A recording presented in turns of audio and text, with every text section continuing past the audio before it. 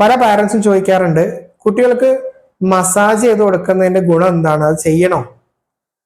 അപ്പൊ ഇന്ന് നമ്മൾ പറയുന്നത് കുട്ടികൾക്ക് മസാജ് ചെയ്ത് കൊടുക്കേണ്ട ആവശ്യമുണ്ടോ, ഇനി അങ്ങനെ ഉണ്ടെങ്കിൽ ശ്രദ്ധിക്കേണ്ട കാര്യങ്ങൾ എന്തൊക്കെയാണ്, മസാജ് ചെയ്യുമ്പോൾ നമുക്ക് വെളിച്ചെണ്ണ അല്ലെങ്കിൽ ഓയിൽ ഉപയോഗിക്കാമോ, അങ്ങനെ ഉപയോഗിക്കാമെന്നുണ്ടെങ്കിൽ ഏതാണ് നല്ല ഓയിൽ, ഏതാണ് ഒഴിവാക്കേണ്ട ഓയിൽ, ഇതാണ് നമ്മളിന്ന് പറയുന്നത്.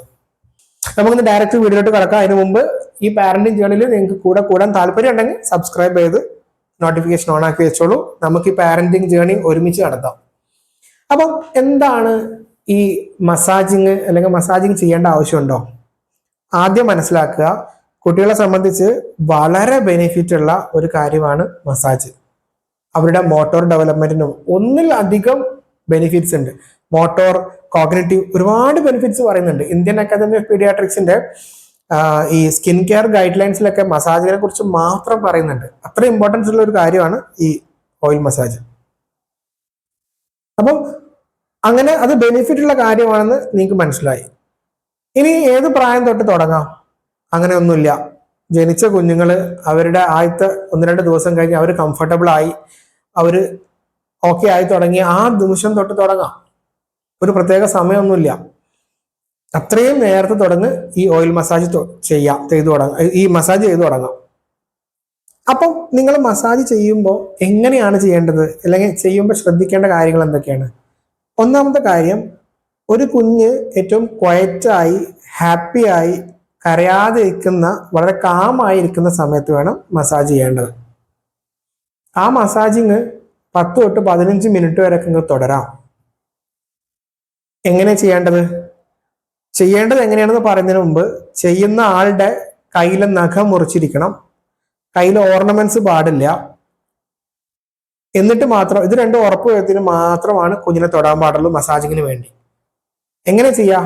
കുഞ്ഞിനെ കിടത്തുക, ആദ്യം കുഞ്ഞിന്റെ തല, അതുപോലെ തന്നെ ഷോൾഡർ, കൈകളിലൊക്കെ ജസ്റ്റ് പ്രസ് ചെയ്യുക. അതുപോലെ അവരുടെ എല്ലാ upper limb, lower limb full free movements നമ്മൾ നടത്തുക. അപ്പൊ കൈയൊക്കെ ഇങ്ങനെ പിടിച്ചാക്കുക.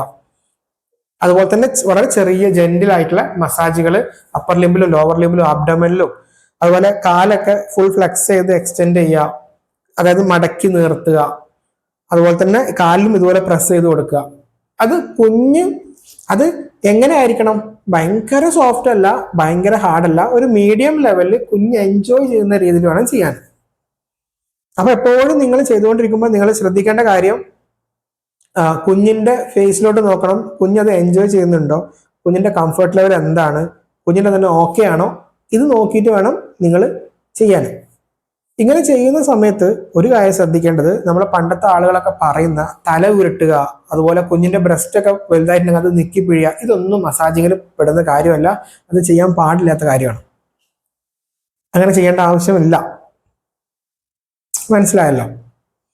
അപ്പം ഇതൊന്നും ചെയ്യാതെ ഈ പറഞ്ഞ പോലെ ജെന്റിൽ മസാജിങ് കുഞ്ഞിനെ എപ്പോഴും നല്ലതാണ്. ഇനി അടുത്ത ചോദ്യം, അങ്ങനെ മസാജ് ചെയ്യുമ്പോൾ ഓയിൽ ഇടേണ്ട ആവശ്യമുണ്ടോ? വിത്ത് ഓയിൽ ഇട്ടും ചെയ്യാം, ഓയിൽ ഇടാതെയും ചെയ്യാം.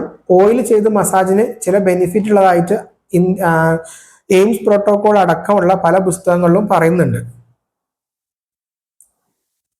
അപ്പം അങ്ങനെ ഒരു ഓയിൽ ഇട്ട് ചെയ്യുമ്പോൾ ഗുണമുണ്ട്. എന്തൊക്കെയാ ഗുണങ്ങൾ? ഒന്ന്, കുഞ്ഞിന്റെ സ്കിന്നിന്, ഡ്രൈ സ്കിന്ന് വരാതിരിക്കാൻ, അങ്ങനെ മൾട്ടിപ്പിൾ ബെനിഫിറ്റ്സ് അവർ പറയുന്നുണ്ട്.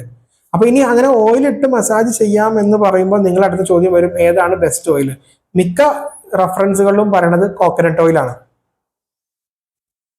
അപ്പൊ കോക്കനട്ട് ഓയിൽ മാത്രം മതി. നിങ്ങൾ എക്സ്പെൻസീവ് ആയിട്ടുള്ള ഓയിലുകളൊന്നും വാങ്ങിച്ച് പൈസ കളയേണ്ട ആവശ്യമില്ല. നിങ്ങളെ വീട്ടിൽ അവൈലബിൾ ആയിട്ടുള്ള ഏതെങ്കിലും ഒരു കോക്കനട്ട് ഓയിൽ വീട്ടിൽ ഉണ്ടാക്കിയതോ, അല്ലെങ്കിൽ കോക്കനട്ട് ഓയിൽ ആയിട്ട് നിങ്ങൾ വാങ്ങുന്നതോ, ഫ്രഷ് ആയിട്ടുള്ള നല്ല കോക്കനട്ട് ഓയിൽ എടുത്ത് തേച്ചാൽ മതി. അതിനുവേണ്ടി എക്സ്പെൻസീവ് ആയിട്ടുള്ള മസാജിങ് ഓയിൽസ് ഒന്നും വാങ്ങിച്ച് പൈസ കളയേണ്ടതില്ല. പക്ഷെ അവിടെ അറിഞ്ഞിരിക്കേണ്ട ഒരു കാര്യം, നമ്മൾ ഒഴിവാക്കേണ്ട 1-2 ഓയിൽസിനെ കുറിച്ച് പറയുന്നുണ്ട്. മസ്റ്റാർഡ് ഓയിൽ, അതുപോലെ ഒലിവ് ഓയിലൊക്കെ, അതുപോലത്തെ കാര്യങ്ങൾ ഒഴിവാക്കുന്നതാണ് നല്ലത് എന്നാണ് പറയുന്നത്. അപ്പൊ എപ്പോഴും ഫസ്റ്റ് പ്രിഫറൻസ് കോക്കനട്ട് ഓയിൽ. അപ്പൊ നിങ്ങൾ കോക്കനട്ട് ഓയിൽ വെച്ച് ചെയ്താൽ മതി, അവൈലബിൾ ആണ് എന്നുണ്ടെങ്കിൽ. അപ്പൊ ഇതാണ് മസാജിങ്ങിനെ കുറിച്ച് അറിയേണ്ടത്. അപ്പൊ സാധാരണ നമ്മൾ എപ്പോഴും പാരന്റ്സിനോട് പറയാ, നിങ്ങൾ കുഞ്ഞിനെ കുളിപ്പിക്കാൻ എടുക്കുന്നതിന്റെ കുറച്ച് മുമ്പായിട്ട് ആദ്യം മസാജിങ് പ്ലാൻ ചെയ്യുക, എന്നിട്ട് നേരെ കൊണ്ട് കുളിപ്പിക്കുക. അതാണ് ഏറ്റവും ബെസ്റ്റ്. അങ്ങനെ ചെയ്താൽ മതി.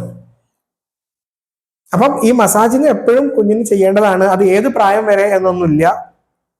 ഏത് പ്രായത്തിൽ തുടങ്ങാം. എത്ര ചെറിയ കുഞ്ഞാണെങ്കിലും നിങ്ങൾക്ക് മസാജിങ് തുടങ്ങാം, പ്രശ്നമുള്ള കാര്യമില്ല, കുഞ്ഞ് കംഫർട്ടബിൾ ആണ് എന്നുണ്ടെങ്കിൽ.